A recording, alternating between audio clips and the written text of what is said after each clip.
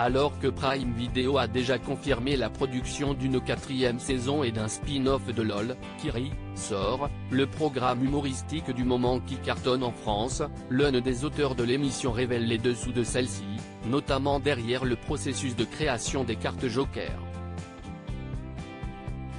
La 3e saison de LOL, Kiri, sort. Ne finit pas de faire parler d'elle. Interviewé par Combini après avoir posté une vidéo de ses meilleures blagues écrites pour l'émission mais coupées au montage, Guillaume Brouze, dit Gigi Pop, l'un des auteurs du programme, a révélé les coulisses des cartes Joker des candidats. Une différence majeure est visible entre celle de la saison 3 et des saisons précédentes, la participation d'acteurs, chanteurs et autres intervenants extérieurs lors des sketchs de Pierre Ninet, Géraldine Nakache et Laura Felpin, entre autres.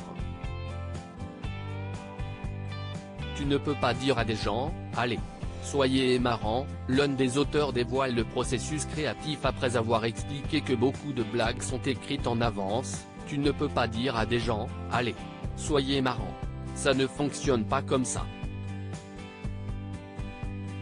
Il faut qu'il ait un backup de vannes, a justifié Gigi Pop à nos confrères de Combini. L'auteur a détaillé quelque peu le processus de création de l'émission. Après avoir écrit tout un panel de gags, farces et autres galéjades, les auteurs les dispatchent et les proposent aux comédiens qui leur font des retours et leur proposent des modifications. Entre le moment où tu penses à une vanne et le moment où elle passe à l'écran, il se passe 50 000 étapes, précise Gigi Pop.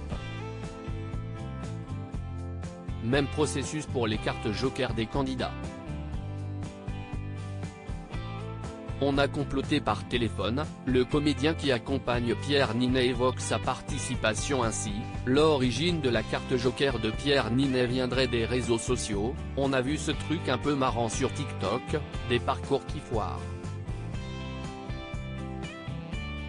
Arthur Sanigou, le chef de l'écriture de l'émission, note de la rédaction, propose l'idée à Pierre Ninet, qui est grave chaud de l'incarner, se souvient Gigi Pop.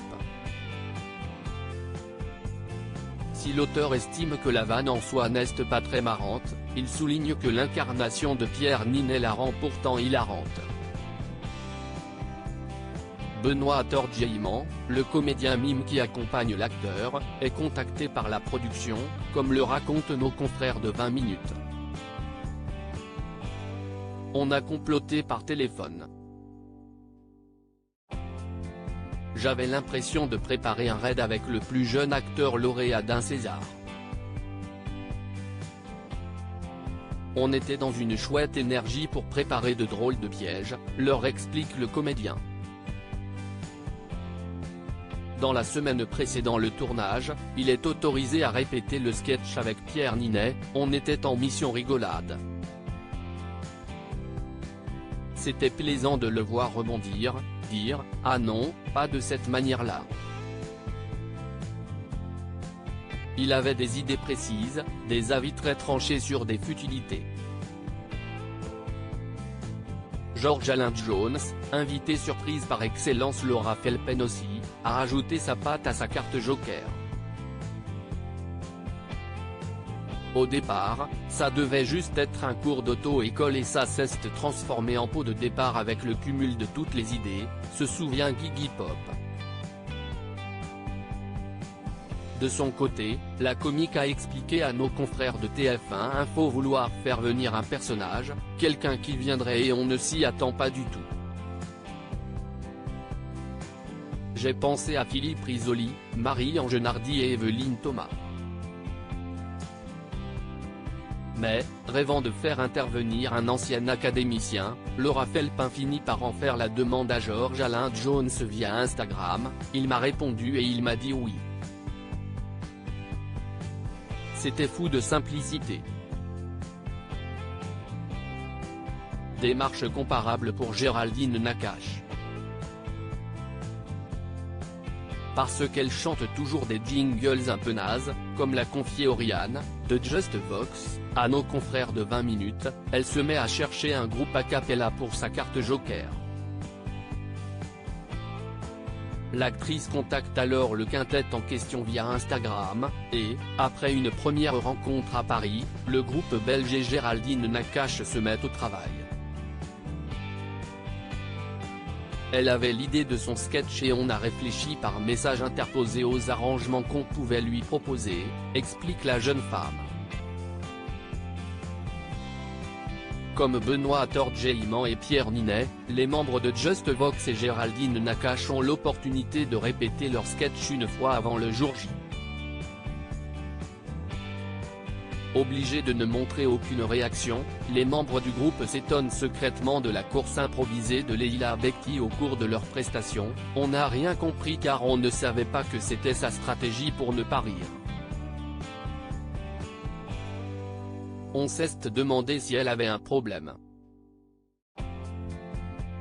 a conclu Oriane. La carte Joker, une arme facultative. Après avoir expliqué en quoi devait consister la carte Joker de Gad Elmaleh, éliminée avant de la jouer, Gigi Pop a également évoqué le processus de création de celle de François Damien. Alors que les auteurs lui proposent un montage photo devant lequel il est censé exprimer de la gêne, le célèbre réalisateur de caméra cachée évoque l'idée de leur envoyer des photos de Virginie Efira et de lui-même afin de personnaliser le montage en question et de changer son discours. Enfin, nos confrères de 20 minutes révèlent que la carte Joker est finalement facultative.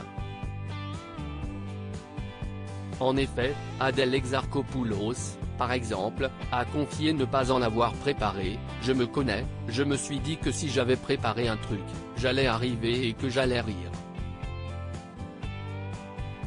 À lire aussi LOL qui rit, sort. Saison 3, ces 5 moments hilarants qui nous auraient éliminés.